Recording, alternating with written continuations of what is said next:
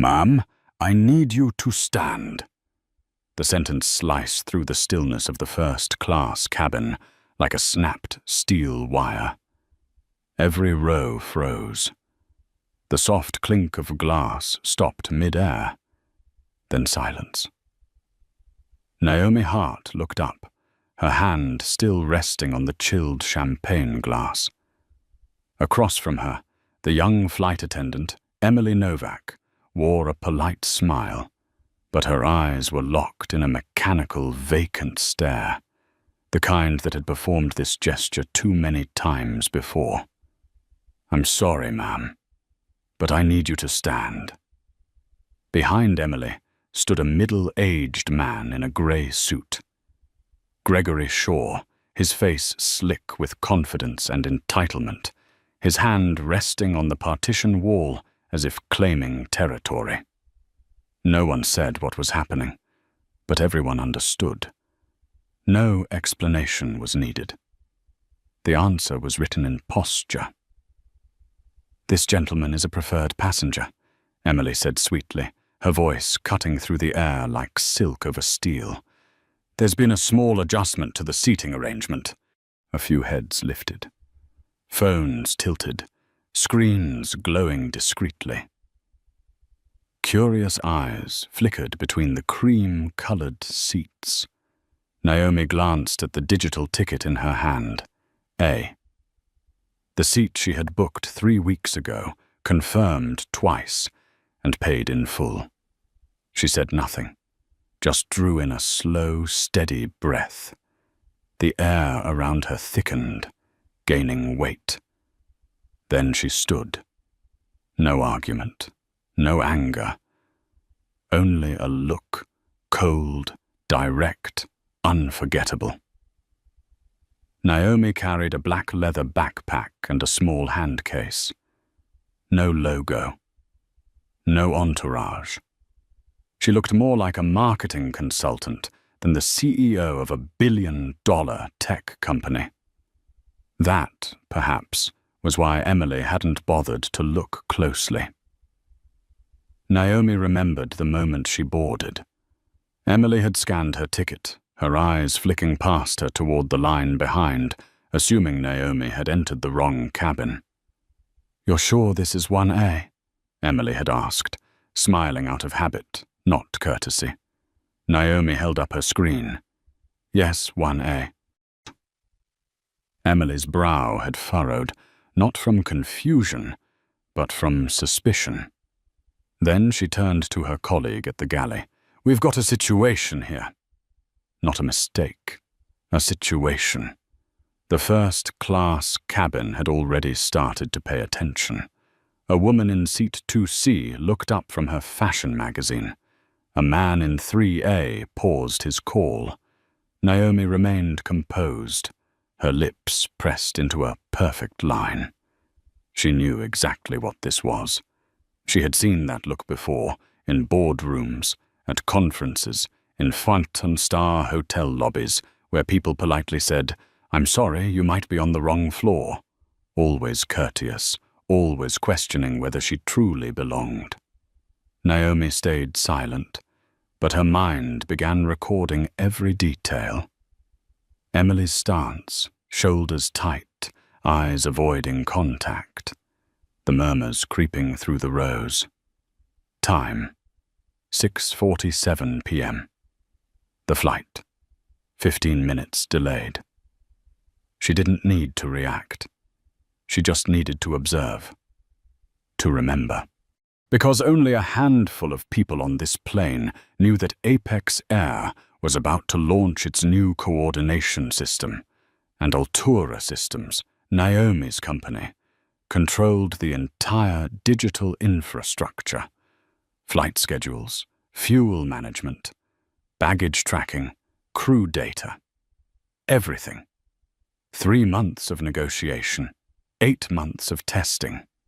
And Naomi Hart was the only person with the authority to press activate or suspend. Yet here, in their eyes, she was just another black woman who didn't belong, a mistake in their white leather world of champagne and comfort. Footsteps sounded behind her. The scent of expensive cologne filled the air. Gregory Shaw walked past, placed his briefcase in the overhead bin, and sat down in seat 1A. He didn't look at her. He didn't need to. She was already gone. In the rear cabin, Naomi found her new seat, 18C. Quietly, she placed her bag under the seat and opened her laptop. Her fingers brushed across the keyboard, not to work, but to remember. One last glance forward, where the warm light of first class still shimmered over Gregory Shaw's self-satisfied smile. Naomi tilted her head, her lips curving into the faintest suggestion of a smile. No one knew. But in that moment of quiet humiliation, she had already begun the first step of reclaiming justice for herself. Not through rage, but through silent power. And as the engines roared to life, Naomi Hart, the woman who had been asked to leave seat 1A, made a decision. They would all learn what the word priority truly meant. The cabin door closed.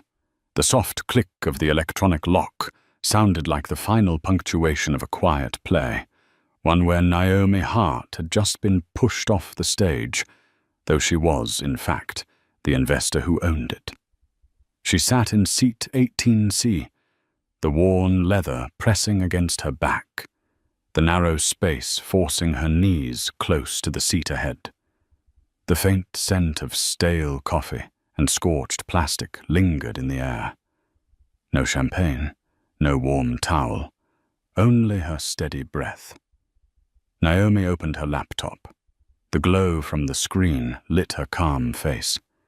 She didn't type a complaint. She didn't message a manager. She didn't need to. She was calculating. Up front, Emily passed by with a tray of water, deliberately skipping row 18. Naomi didn't mind.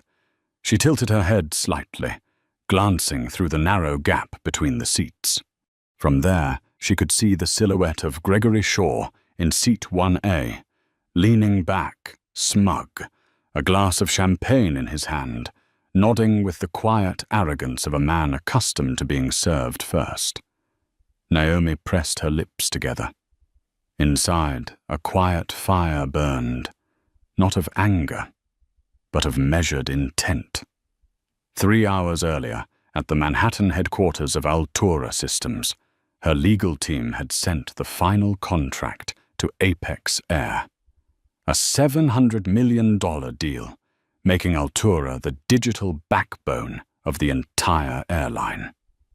Within 72 hours, the entire system, flight schedules, fuel control, baggage tracking, crew data, would run on Altura's platform, designed, supervised, and fully controlled by Naomi herself. Buried deep within the contract was an unnoticed clause, a small but powerful safeguard that granted her the authority to suspend all access if the partner violated ethical standards or damaged the integrity of the collaboration. She called it Protocol Sigma, a single digital switch, absolute and final. Naomi once believed in collaboration, in changing things from within. She had ignored the internal reports about Apex's repeated discrimination against employees and passengers. She wanted to believe she could help fix the culture. But the moment Emily told her to stand up for a preferred passenger, Naomi understood. The system didn't want change. It wanted order, neatly wrapped in a professional smile. A soft ding broke her thoughts. A message from Daniel Ruiz, Altura's CFO. Alan Pierce confirmed the signing for Monday. They're thrilled, ready for the media launch. Naomi looked at the message and smiled faintly. Thrilled? They had no idea that within just 3 hours, that same system could freeze into a silent block worth hundreds of millions. She closed the laptop. The cabin light gleamed faintly on the metal tray table, cold and sharp, like a thought forming into shape.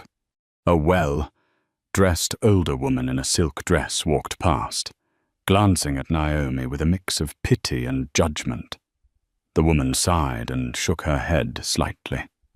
Naomi caught that look and realized she had seen it her entire life.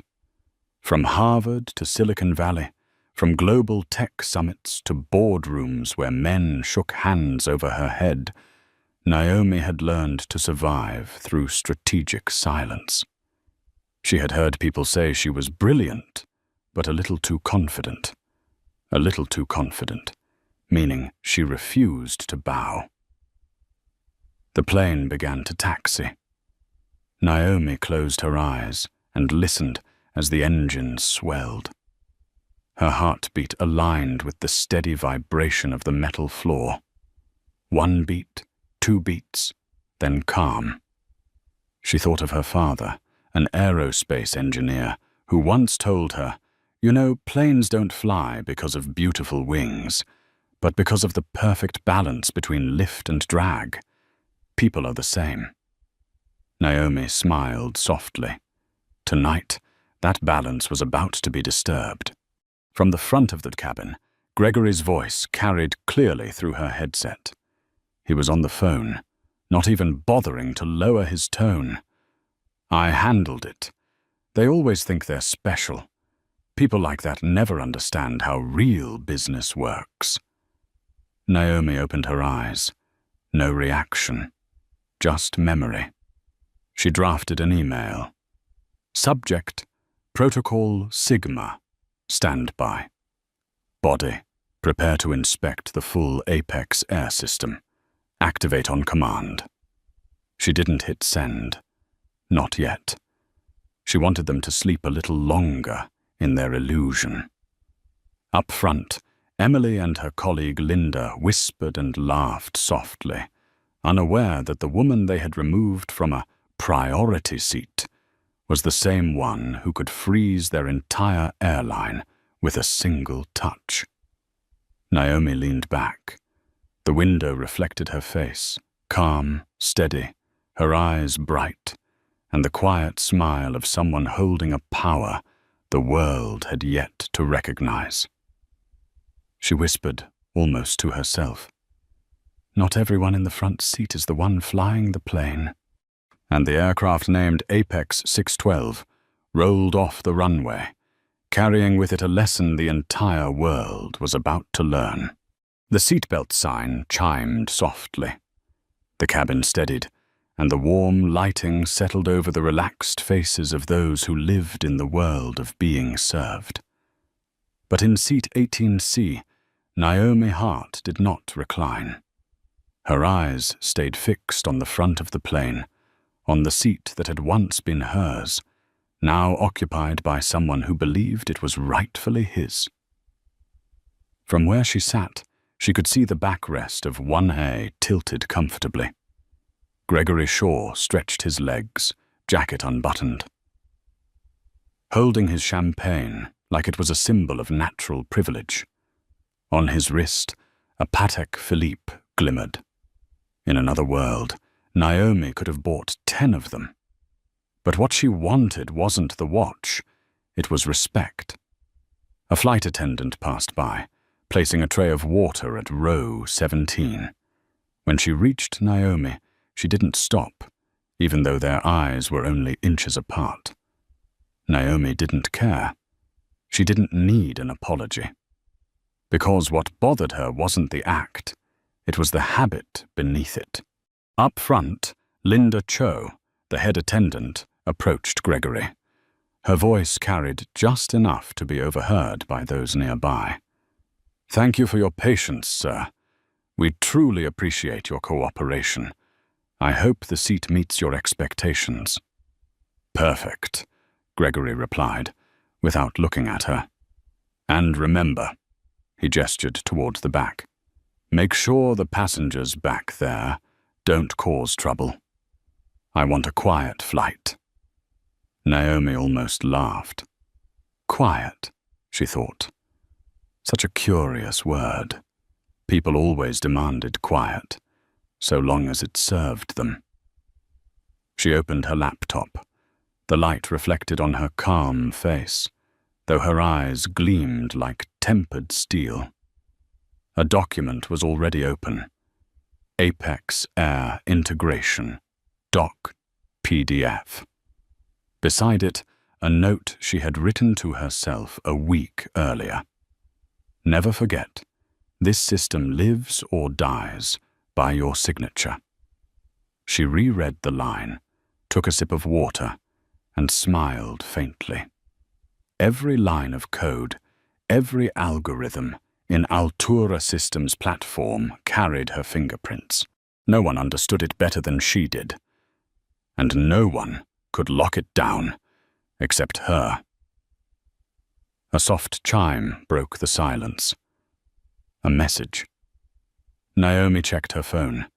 It was from Alan Pierce, CEO of Apex Air. Looking forward to seeing you Monday, Naomi. The entire board is excited for the signing. We believe this will be a lasting partnership. Naomi's smile deepened, sharp and quiet. Lasting, she thought. If he knew that one of his own employees had just humiliated a $700 million partner on a flight bearing his company's logo, the word lasting might sound very different. The captain's voice came through the intercom. Ladies and gentlemen, we are cruising at 34,000 feet. Estimated arrival in Chicago, 2 hours and 40 minutes. Emily walked down the aisle, checking seatbelts. When she reached row 18, she glanced briefly at Naomi, then looked away quickly, as if afraid that meeting those eyes might force her to confront herself. Naomi picked up her pen and signed her notepad. It wasn't an official document, just a record. She wanted to remember the faces of everyone involved in tonight's test. Not out of hatred, but for evidence. Suddenly, laughter echoed from the front cabin. Gregory was on the phone, his voice loud enough for everyone to hear. I told you, these people never understand how business really works. They think being good is enough. No, it's about connections, about who you know. Naomi listened. Each word landed like a cold blade. She had heard the same sentences before, at conferences, in interviews, at cocktail receptions where investors spoke of diversity as a PR term rather than a principle. But now those words echoed above the clouds, 34,000 feet from the ground. And she was in seat 18C. Linda leaned close to Gregory, whispering. Naomi couldn't catch every word, but she heard corporate request and VIP. She understood. They were rewriting the story. It wasn't discrimination, it was a corporate priority. They were editing the truth while she was still sitting there. Naomi opened her phone and typed a draft. Protocol Sigma, stand by. Partner fails to meet ethical standards. Prepare for activation. Her fingers hovered over the send button. Not yet. She looked up at the ceiling. A thought flickered through her mind. They think this is just a seat. But she knew it was a test of character. The lights dimmed, bathing the cabin in a soft amber glow. Naomi leaned her head back, her inner voice calm but sharp. Some people sit in the front, not because they deserve it, but because the system was built to place them there. She opened her eyes, staring toward 1A. Gregory's head was tilted back, a smug smile on his lips, the glass in his hand catching the light. Naomi nodded slightly, almost to herself. "Enjoy it," she whispered, "because when we land, everything changes." The plane sliced through the clouds, leaving behind long silver trails across the night sky. Lines that pointed toward a storm no one on board yet knew was coming. The engines hummed steadily beneath her feet, the heartbeat of a metal giant carrying over 200 souls through the night sky. But for Naomi Hart, that sound was more than motion. It was a countdown. Everything looked perfect. Soft lights, poured wine, crisp white linens. Yet at 34,000 feet, something invisible had cracked, the thing people call respect. From seat 1A, Gregory Shaw was still on the phone, his voice carrying farther than it needed to. "I just dealt with a situation." She thought she could demand special treatment. People like that never understand how the world really works. Naomi heard every word. People like that. The phrase wasn't new. It had followed her all her life, from when she was a young intern mistaken for the coffee assistant, to when she became the first black female CEO of Altura Systems, still having to prove her position wasn't just a diversity quota. She quietly placed her hand on her laptop. The screen glowed, reflecting the calm face of a woman who had endured far too many tests. Up front, Linda Cho hurried toward the cockpit, her face tense. Naomi tilted her head slightly, watching. 2 minutes later, Linda returned, a tablet in hand. She stopped at seat 1A, bent down, and whispered something to Gregory. He frowned, waved her off, and snapped, "Handle it later. I'm busy." Naomi couldn't hear everything, but she saw enough, the way Linda's shoulders tightened, her hand gripping the edge of the tablet. Something had just been discovered. They knew, not everything, but enough to realize who they had just offended.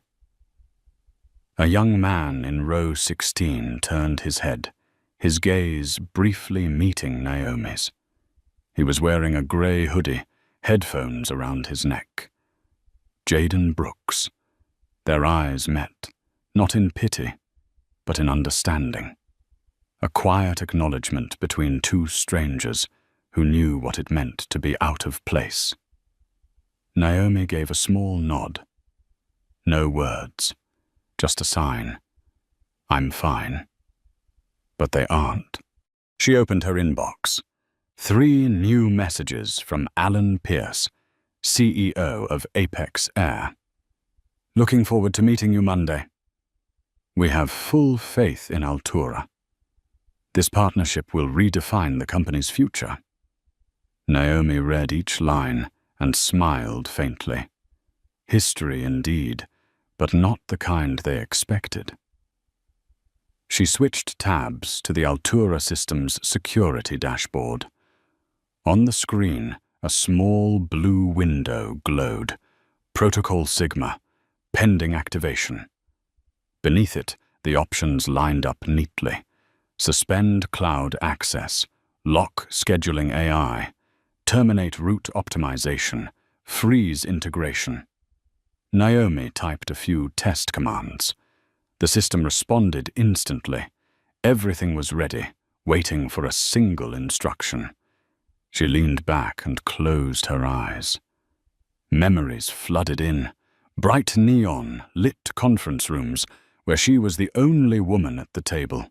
Skeptical glances, and those conditional compliments she'd learned to recognize. "You're sharp. Impressive, even in this field." In this field.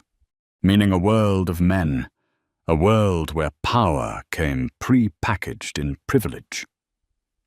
Naomi had chosen silence before. Not out of weakness, but because she understood that real change required patience and precision. And now, that moment was approaching. She opened a new email draft. Subject: Protocol Sigma. Standby mode. Body: Technical team to confirm full audit activation of Apex Air's systems upon command. Suspend all external access until ethical verification is complete. Her finger hovered over Send. She looked out the window, where the city lights far below drifted like a river of silver. Not yet. She wanted them confident a little longer, wanted them to believe they'd won, that everything was still under control. When the strike came, it had to be perfect, mathematically precise. The intercom chimed. "Ladies and gentlemen, we'll begin dinner service shortly. Please remain seated." Naomi smiled faintly. Up front, Linda and Emily were pushing the meal cart, their smiles reset as if nothing had happened. Gregory sat relaxed, straightening his tie, raising his glass. Naomi watched them, her expression not angry but surgical, precise, cold, and clean. "Justice doesn't need an explosion," she whispered softly to herself. "Only the right touch at the right time." A single command appeared in her mind. Short, sharp, final. She typed it out and saved the draft. Command ready. Execution pending. The lights dimmed as the cabin slipped into night mode. Passengers drifted to sleep. Only Naomi, the woman expelled from seat 1A, remained awake, silent, steady, and ready for the moment when the world would have no choice but to look up. The wind howled against the aircraft's windows, like the sky itself was breathing heavily. Most passengers were asleep. The cabin lights dimmed to a soft amber glow, except for one faint pool of light reflecting off seat 1A, where Gregory Shaw sat wide awake, confident, oblivious to the fact that his entire empire now rested on the fingertips of Naomi Hart. She sat motionless, silent. The laptop before her glowed a cold, steady white, mirroring a face so calm it was almost terrifying. On the screen, a window was open. Protocol Sigma, authorization request. 3 layers of security codes, all under the exclusive control of the CEO of Altura Systems. Naomi began typing the first sequence. The quiet taps of the keyboard echoed faintly, each one like a strike against the wall of arrogance Apex Air had built around itself. Then a prompt appeared. "Are you sure you want to proceed? This action cannot be undone." Naomi paused. For a moment, her mind drifted through the rooms she had walked into over the years. Rooms filled with polished marble floors and colder smiles, where men introduced themselves with titles longer than their names, where they called her the bright young lady, and smirked as she left the table. They thought she would know her place. They were wrong. Another sound broke the stillness, the creak of leather. Gregory was still on the phone, his voice cutting through the quiet. "I'm telling you, Alan needs to learn how to choose his partners better. I can't stand working with these companies that only talk about diversity. They don't understand how real business works." Alan. Naomi's lips curved slightly. The man Gregory had just mentioned, Alan Pierce, CEO of Apex Air, was the same man about to sign the biggest contract of his career, with her. She inhaled slowly. Her eyes cooled. Naomi's fingers moved across the keyboard. A single command appeared, precise and unwavering. Command: initiate full audit. Suspend cloud access. Activate Sigma protocol. Enter. A faint click followed. Just one tiny sound in a noisy world, but enough to turn a $700 million system upside down. Outside, the aircraft sliced through the clouds in silence, but on the ground, the servers of Apex Air began to light up with warning codes. In the Denver data center, access denied. In the Chicago flight scheduling hub, connection timeout. In Dallas baggage control, system lock engaged. Within 60 seconds, the operational heart of Apex Air was frozen. Naomi stared at the screen. The confirmation line appeared. Protocol Sigma activated.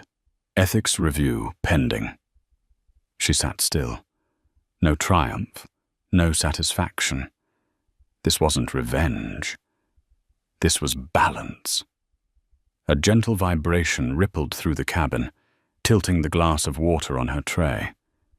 Naomi steadied it with her hand, not letting a single drop spill. It was how she lived, composed, deliberate, in control, even as the world around her shook.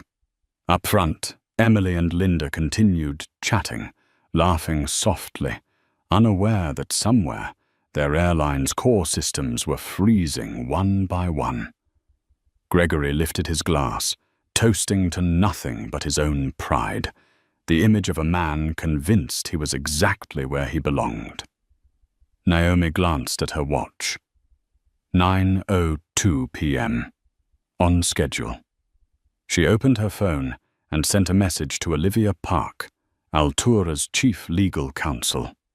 Sigma initiated. Ethics clause triggered. Begin documentation. The reply came almost instantly. Received. Are you sure? Naomi typed back. I'm not sure about them, but I'm sure about me. She leaned back and looked out the window. Far below, the city lights shimmered like veins of living circuitry. A deep calm spread through her chest. She knew that by morning, phones would ring, inboxes would overflow, and Apex's boardroom would erupt in chaos. The same people who once treated her as the second partner would finally understand what consequence looked like. In row 16, Jaden glanced back. He saw Naomi close her laptop, her face serene, not angry, just unshakably composed. He didn't know why, but something in him sensed she had just done something monumental. Naomi fastened her seatbelt, her gaze fixed on the front cabin. The warm overhead light glowed over Gregory as he laughed with the attendants, champagne swirling in his glass. She watched, then whispered softly to herself, "They think they're flying high, but they don't realize the ground has already disappeared beneath them." She closed her eyes, a brief, peaceful rest after a single keystroke that had just ignited a $700 million earthquake. Apex Flight 612 sliced through the night sky, quiet and steady. From the outside, it seemed peaceful, but beneath that calm surface, a storm was already forming, not in the engines, but online. In row 16, Jaden Brooks, a young software engineer, held his phone and looked toward the front. From where he sat, he could see Naomi Hart in 18C, upright, contouled, eyes closed, her calmness unsettling in its stillness. Far ahead, in first class, Gregory Shaw laughed loudly, his voice echoing through the cabin. "I told them already. People like her only talk, they never act. They think that throwing a tech project at us will earn them respect. It's hilarious." His words carried far enough to be heard 2 cabins away. Some passengers exchanged uneasy glances. A few looked down, pretending not to hear. Others frowned but stayed silent. Jayden didn't. He opened his camera. The image shook slightly with the hum of the plane, but was clear enough. The man in 1A in a grey suit, glass of wine in hand, and farther back, a black woman sitting in silence, light reflecting off her cheek, calm and cold. Jayden thought, this can't just slide by. The first tweet appeared. At Jayden Brooks. Flying with Apex Air right now. They just forced a black woman out of her paid 1A seat to give it to a white priority passenger. She didn't say a word. She's sitting quietly in row 18. Someone needs to see this. He added the photo, slightly blurry, but clear enough to show her face. A second caption followed. Her name's Naomi Hart, CEO of Altura Systems. Fun fact, her company is about to sign a 700-mantle deal with Apex. He hit tweet. In 10 minutes, the post hit 500 likes, then 1,000, then 10,000. Notifications poured in. In other cabins, passengers started looking around. A woman whispered to her husband, "Honey, look, it's our flight."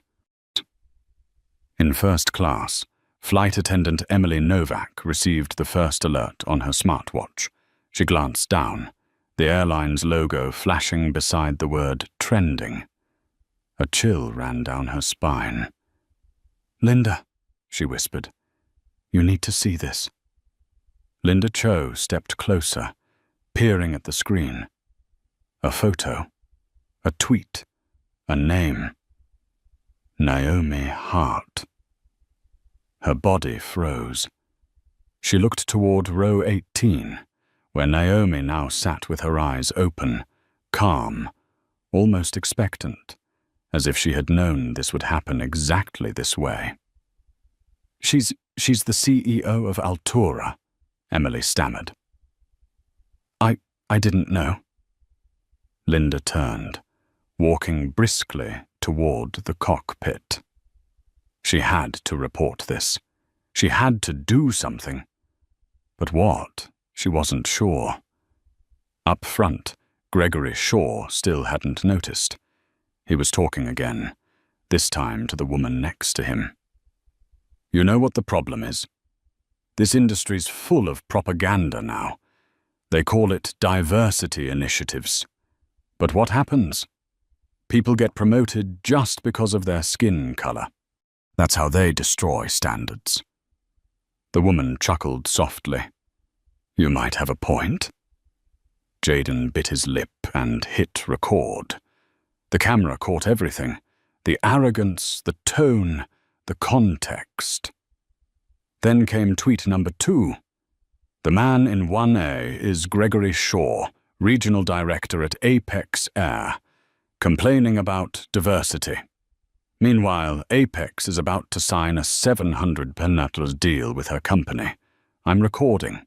Receipts coming. The views skyrocketed. The hashtag Apex Air shot to the top of trending. Comments flooded in.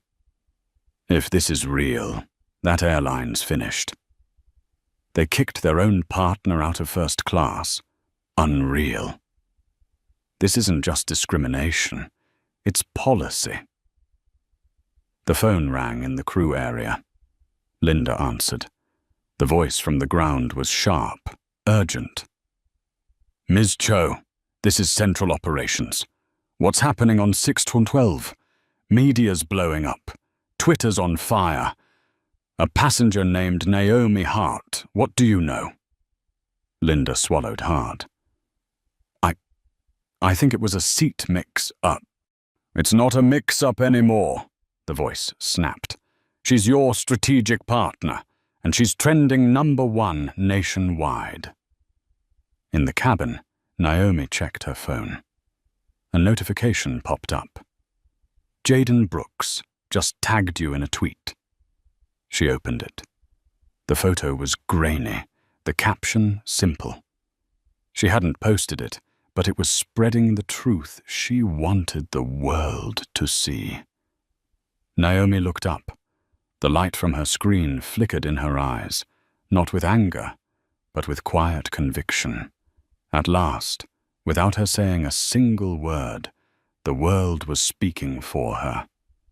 She smiled faintly, the kind of smile born not from victory, but from clarity. The satisfaction of watching a seed take root in the storm. Outside, the night sky remained still. But below, social media was blazing like wildfire, and every eye in the country was turning upward to Flight 612. 3,000 miles away, inside the 42-story glass headquarters of Apex Air in Chicago, the office lights still burned, even though it was well past 9 at night. Most employees had gone home. Only one man remained in the vast conference room, surrounded by screens flashing with red alerts. Alan Pierce, CEO of Apex Air, set down his cup of coffee, just as his phone buzzed. The caller ID read, "Corporate Communications Director." "Alan, we have a serious problem." "At this hour?" "What?" "It's urgent. She's on Flight 612. "Who's she?" "Naomi Hart, the CEO of Altura Systems." Alan froze. That couldn't be right. She was flying with Apex? He hadn't heard anything about it. What happened? A passenger uploaded a video. It's spreading like wildfire. We're being accused of discrimination against our own $700 million partner. Alan opened his laptop and clicked the link his subordinate had sent. On the screen, a shaky video appeared, the interior of an airplane. A man's voice rang out clearly. "People like that don't understand how the world works." And in the background, Naomi Hart, sitting silently in row 18C. Alan shot to his feet, coffee spilling across the table. "Take that video down. Call the PR team right now." "We can't. It already has over 200,000 views in 10 minutes. Another voice joined the call, this one from the speakerphone. Rakesh Patel, Apex's CTO. "Alan, there's something else. I just checked the integration dashboard. Altura's system, it's locked. None of our accounts can access it." Alan frowned. "A system glitch?" "No, a manual lockout, a command from the highest authorization level at Altura, with the CEO's digital signature." Alan's blood ran cold. "You're telling me Naomi Hart just shut down our entire system?" "Exactly. Everything. Flight scheduling, baggage management, crew coordination. It's all frozen. If we can't restore access within 2 hours, tomorrow morning's operations will collapse." Alan began pacing, sweat gathering under his collar. His phone rang again. The chairman of the board. "Alan, what the hell is happening? I've had a dozen calls from shareholders. CNN and Bloomberg are running the video. Our stock is already down 2 points in after-hours trading." Alan's voice trembled. "We're handling it. It's just a misunderstanding with a passenger. That passenger is your strategic partner, the one with the power to freeze your entire airline. Do you even realize what that means?" Alan turned back to the screen. The control panel was flashing with warnings. "Access denied. Manual override failed. Emergency login rejected. The same system he had proudly described at a press conference as the most advanced in the country was now a useless shell. In that moment, Alan felt as if not just the airline, but he himself was falling. "Rakesh," he said through clenched teeth, "how long before the first flight is affected?" 30 minutes. If we don't fix it, over 40 flights will have to be cancelled tonight. And if it lasts until morning, the entire network will crash. We'll lose tens of millions per hour. Alan gripped his phone tightly. "Get her on the line. Call Naomi Hart, now." "We've tried, sir. No response. Her plane's in airplane mode." Outside the window, Chicago's lights shimmered against the dark river below. Alan stood before the glass, his reflection merging with the red error lights. A soft ping broke the silence. New email. From Naomi Hart, Altura Systems. Subject: Protocol Sigma. Ethics review triggered. The message was brief and surgical. Due to violations of ethical policy and evidence of systemic discrimination, all Apex Air access to Altura Systems has been temporarily suspended until further notice. Contract Clause D, Section 4 activated. NH. Alan read it once, then collapsed into his chair, his eyes fixed on the final line. "This action cannot be reversed without Altura authorization." The chairman's voice roared through the speaker. "Alan, if this isn't resolved within the hour, you can consider your position terminated." Alan said nothing. He just stared at the countdown ticking across the screen, each second pulling Apex Air closer to the point of no return. Somewhere high above, Flight 612 still glided through the night sky. And on that plane, the woman expelled from Seat 1A was now controlling an entire airline with a single touch. Alan drew a deep breath as the realization sank in. Sometimes, the hardest fall doesn't come from losing your seat. It comes from underestimating the wrong person. The sky over Chicago was beginning to pale as Apex Flight 612 descended. Through the window, the city stretched out like a web of golden veins, streets intertwining like the lifeblood of a giant body. But inside the cabin, no one felt calm. Naomi Hart opened her eyes as the announcement came over the speaker. "Ladies and gentlemen, we are preparing for landing. Please fasten your seatbelts." She adjusted hers, her expression composed, as if she already knew every move that would follow. Overhead, Linda Cho gripped her phone, face pale. The message from headquarters still glowed on the screen. "Upon landing, escort passenger Naomi Hart to the front. Executive team awaiting. Provide her with anything she requires." Linda looked toward row 18, her pulse racing. The woman sat quietly, face serene as still water, but the air around her was sharp as steel. Up front, Gregory Shaw had stopped laughing. He kept checking his phone, his expression growing paler each time. No signal, no updates. He had no idea that the Apex headquarters below was in complete shutdown. "This can't be happening," he muttered, his fingers trembling. "The company's lost access." Linda passed by, hearing him, and lowered her head even further. The plane touched down, a soft jolt, then the long hiss of brakes. Naomi lifted her gaze. Through the window, morning light struck her face, not the glow of victory, but the illumination of justice about to be delivered in full view of the world. As the seatbelt sign clicked off, passengers stirred. Everyone knew. Those who had seen the tweets, watched the videos, or overheard the whispers, all eyes turned to her. Linda hurried down the aisle, her face ashen, as if she'd walked through a storm.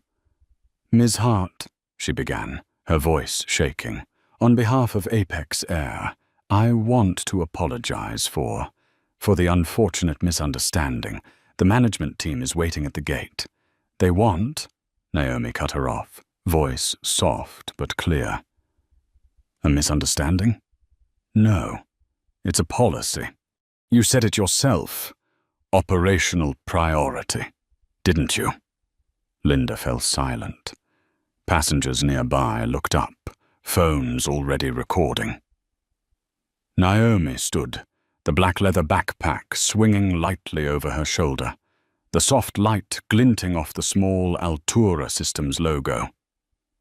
"I just want to ask," she said evenly, her voice carrying through the cabin, "what exactly made him, the man in 1A, more of a priority than me?"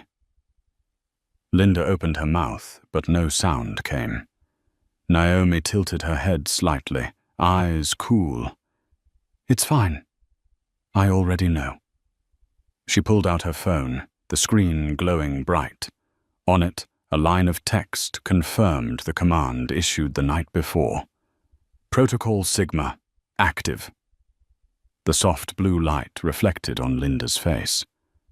"6 months ago, your company signed a $700 million contract with Altura Systems, and I, the woman you asked to leave seat 1A, am the one holding the key to your entire operational network. 2 hours ago, I shut it down." A wave of murmurs rippled through the cabin. Phones rose in unison. Gregory froze, color draining from his face. "No, that's impossible," he stammered. Naomi turned to him, her gaze steady.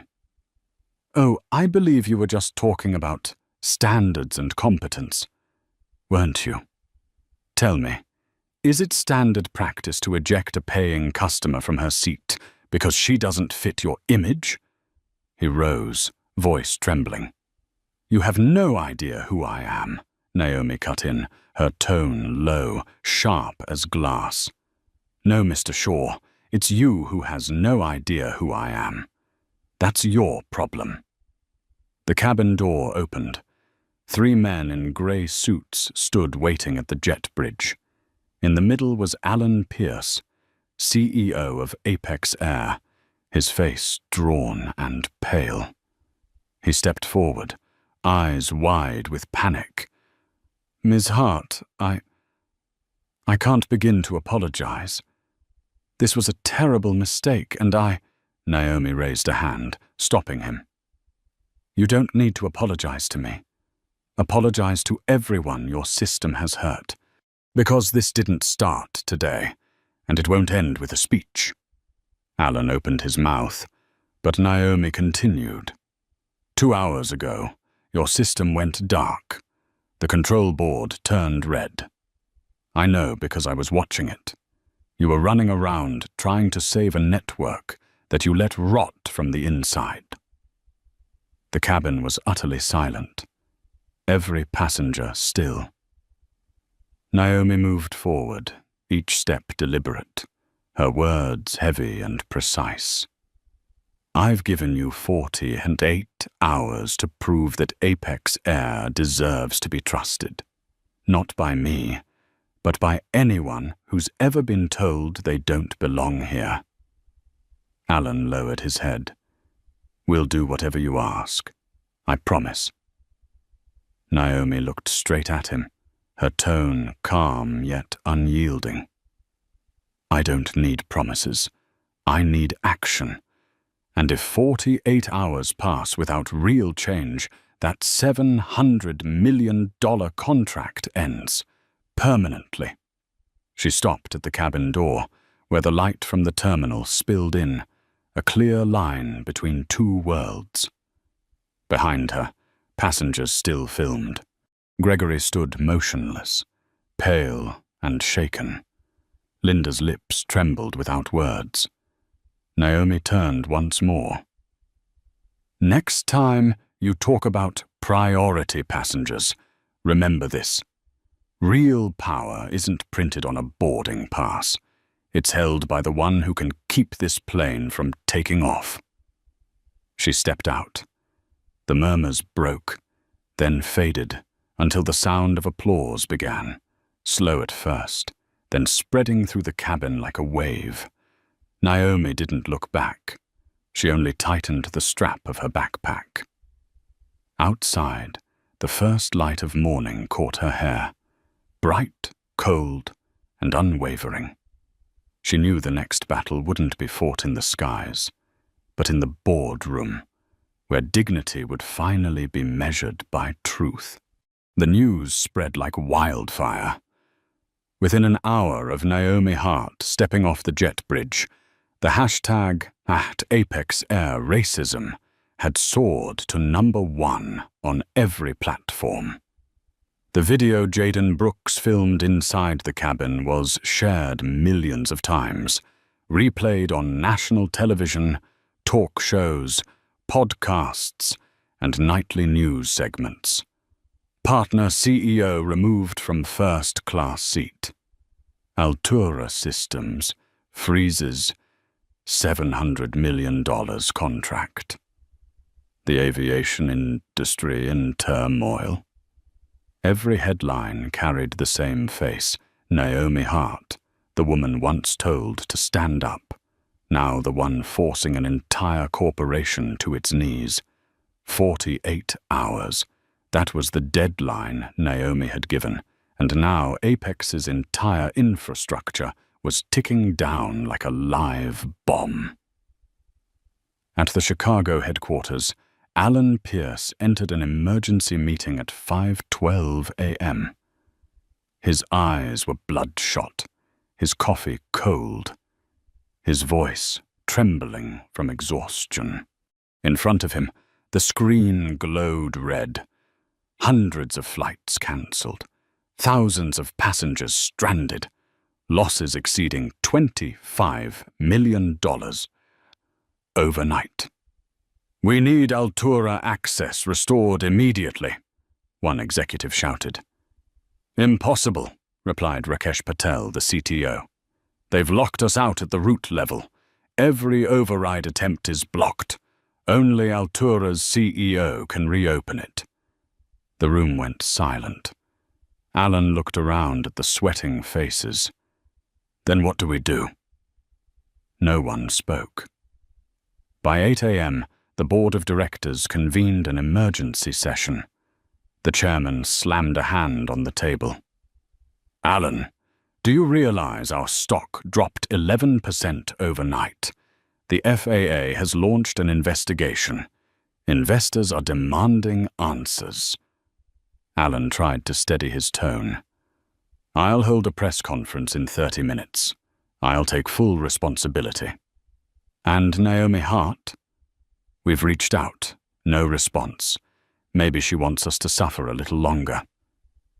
The chairman stared at him coldly. "No, she wants us to learn." When Alan appeared before the cameras, his face was pale, his voice shaking slightly.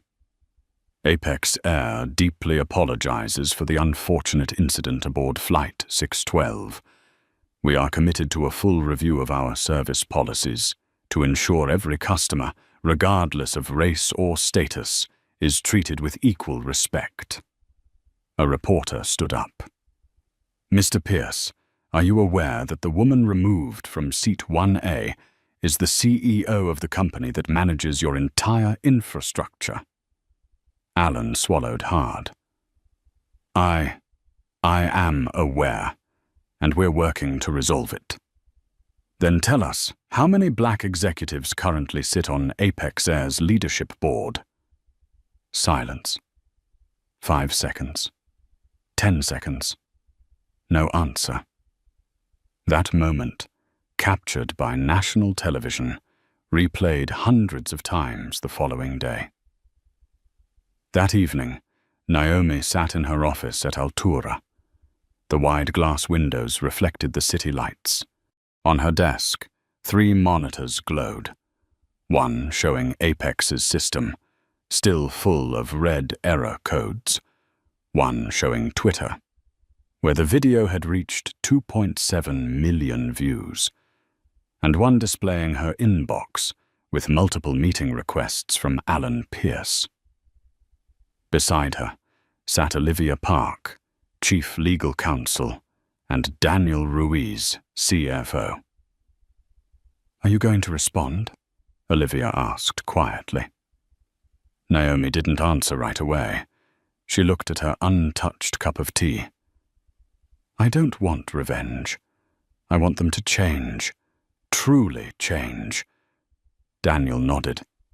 "If they want to save the contract, they'll need to present a real reform plan. Otherwise, they'll face the consequences," Naomi finished, her tone calm, not angry. She turned toward the screen, showing Alan delivering his apology on live TV. There was no remorse in his eyes, only fear. Naomi closed hers. "They still don't understand," she said softly. "They think the problem is losing a contract. But what they've really lost is trust." The next morning, messages poured in from the FAA, the Department of Transportation, and the Pilots Association, all calling for an internal culture audit of Apex Air. By afternoon, a reporter from CNN called. "Naomi, would you like to make a statement? The entire country is watching." She smiled faintly, shaking her head. "No. I don't need to speak. They're already speaking for me." Meanwhile, in Chicago, Alan sat in the boardroom as a report was placed before him. "Naomi Hart gave us 48 hours. We have 16 left." A trembling HR director spoke up. "We've terminated Gregory Shaw and the 2 involved flight attendants. We've established a diversity reform committee, hired inclusion consultants, and launched a $2 million annual scholarship fund." Alan asked, "Is it enough?" "No. It needs Ms. Hart's approval." He lowered his head. "Send it to her, and pray." Late that night, Naomi's phone buzzed. An email from Alan. "We've submitted our reform plan. Please allow us to restore the system. I accept full personal accountability if we fail." Naomi read it, but didn't reply immediately. She looked out the window, where the city glowed beneath a silvery night sky. Beyond the glass, the world kept moving, and she knew that with a single click of send, she could either restore everything or let it all collapse. She whispered, almost to herself, "They think this is about power, but it's about character." Her finger hovered over the key. She didn't press it, not because she hesitated, but because she wanted them to feel every second of those 48 hours, to understand that respect is not a promise, but an action paid for in pain, loss, and awareness. At 47 hours, 5 minutes, and 33 seconds, Apex Air issued an internal memo. "We will either survive or disappear within 55 minutes." And Naomi Hart, the woman once asked to leave seat 1A, sat quietly, her gaze calm and steady. She didn't need to witness their collapse, because she knew true change always begins when people finally hit the ground. Hour 47. Inside Apex Air headquarters, the wall clock ticked with a dry, heavy sound. No one in the boardroom dared to speak above a whisper. The cold blue glow of the monitors reflected off pale faces, tense and sleepless. On the massive display, a line of text blinked like a sentence passed down. "Access denied. Integration locked." 1 hour left. Alan Pierce sat motionless at the head of the table. His shirt was wrinkled, his tie loosened, the 5th cup of coffee untouched and cold. He was no longer the CEO of one of America's top airlines, just a man clinging to the last shred of his dignity. "Rakesh," his voice cracked. "How long before the night flights have to be cancelled?" 40 minutes. If Naomi doesn't restore access, then we're officially paralyzed. Not just tonight, possibly for days. Alan closed his eyes. In his mind, he could still hear Naomi Hart's voice on that plane. Cold, calm, restrained. "I'm giving you 48 hours. Not a threat, a verdict." Meanwhile, on the 58th floor of Altura Systems, Naomi sat in a quiet meeting with her legal team. The room was bathed in warm light, a world apart from the chaos unraveling across the city. On the large screen, the Apex system dashboard showed every access point locked, every server still in monitoring mode. Olivia Park, her legal counsel, spoke evenly. "Apex has submitted a reform proposal. 14 measures. Termination of Gregory Shaw and the involved flight attendants. Creation of a diversity department. A $2 million annual scholarship fund. And mandatory sensitivity training for all staff." Naomi nodded. "Good. But it's still missing something." "Missing what?" asked Daniel Ruiz, the CFO. Naomi's gaze sharpened like a blade. "A personal commitment from Alan Pierce, in writing. If Apex repeats any violation within 6 months, he resigns automatically." Olivia frowned slightly. "You really want to push that far?" Naomi's voice was calm but unyielding. "I'm not pushing. I'm giving them a chance to make things right, at a cost equal to their mistake." In Chicago, Alan received the email. As he reached the final line, his hand trembled. "Resign if we violate again," he muttered. The chairman stared at him. "You have no other choice. Our stock has dropped 19% in 2 days. If you don't sign, we lose the contract entirely. If you do, we might survive." Alan exhaled, then signed. The pen touched paper like a blade to skin, each stroke carving through his pride. Hour 48. The email was sent. On Naomi's screen, a confirmation appeared. Signed, Alan Pierce, CEO, Apex Air. She stared at it for a long moment, then said quietly, "Restore the system." Daniel typed the command. The red warnings disappeared. A cascade of green lights swept across the display, like blood returning to a body that had just been revived. Apex Air was back online. The night flights were saved. At headquarters, a few exhausted cheers broke out, relief mixed with disbelief. None of them knew that it was Naomi who had allowed them to breathe again. 3 days later, Naomi received a call. "Ms. Hart." Alan's voice was hoarse. "We've begun implementing reforms. Gregory Shaw is facing legal action. The flight attendants were dismissed. The diversity division is operational. I just wanted to thank you. Believe it or not, I'm ashamed." Naomi interrupted softly, her tone sharp as frost. "I don't need your gratitude. I need you to remember this feeling. So next time someone in your system tells a woman of color to stand up for a priority passenger, they'll think twice." Silence filled the line. Then Alan said quietly, "I'll remember." A month later, Apex Air announced a full-scale reform plan. The media called it a historic turning point for American aviation. Stocks slowly recovered. And Naomi, she kept her word. She fulfilled the contract but never flew Apex again. Not out of hatred, but because she believed some bridges, once burned, should never be rebuilt, so people would always remember why they fell.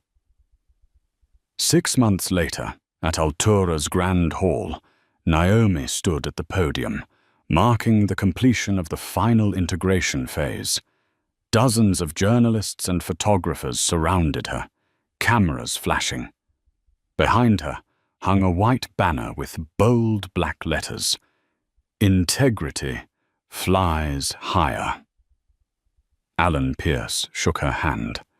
Under the blinding flashes, his face looked weary but respectful.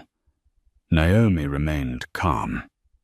She knew the headlines would read, "Two companies reconcile." But the truth was, only one of them had truly changed. After the ceremony, Naomi stepped out onto the balcony. The Chicago sky was painted deep orange. Her phone buzzed. A message from Jaden Brooks, the young man who had filmed the video. "Ms. Hart, Altura just hired me. I'll be leading the Corporate Fairness Oversight Project. Thank you for believing in me." Naomi smiled.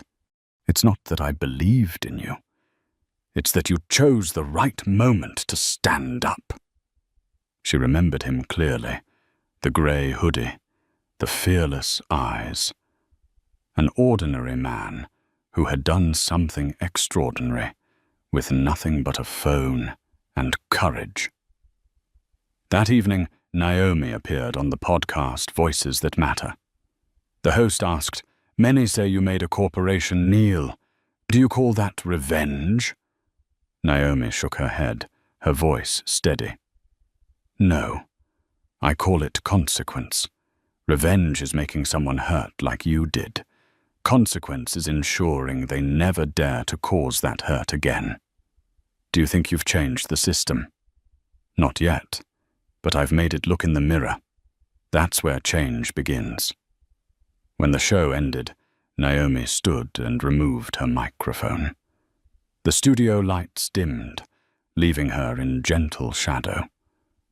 She remembered her father's words, "Justice isn't thunder, my daughter. It's light, quiet, but strong enough to pierce the clouds." She nodded softly. That light, tonight, she had carried it into the world. Not through rage, but through the precise calm of justice. Late at night, Naomi returned to her high-rise apartment overlooking Lake Michigan. She opened her laptop and typed the final entry in Altura's internal log. Protocol Sigma, completed. Outcome, structural reform achieved. Status, resolved. She saved the file, closed the screen, and gazed out through the glass wall. In the distance, an Apex plane crossed the night sky, its signal lights blinking like a reminder that some lessons can only be learned when you fall. Naomi smiled faintly. Not the smile of triumph, but of someone who chose the right moment to rise. She whispered, almost to herself, "They wanted me to stand up from seat 1A. They never imagined I'd make the entire system stand up, to relearn how to treat people." The sky was silent. A streak of light cut through the clouds, reflecting in her eyes. Naomi Hart, the woman once told to leave first class, had redefined what priority truly meant. Not through title, not through power, but through dignity.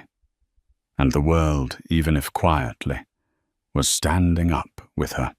People often believe that justice must arrive with verdicts, with the echo of a gavel striking, with the kind of downfall that shakes entire systems.